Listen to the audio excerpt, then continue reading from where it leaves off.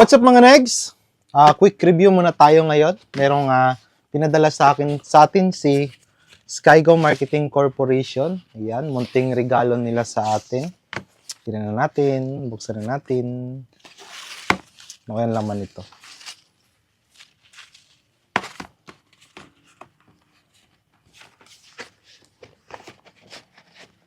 Yan lang nakalagay.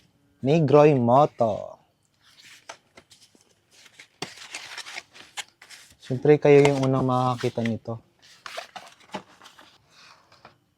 Wow! Anong laman?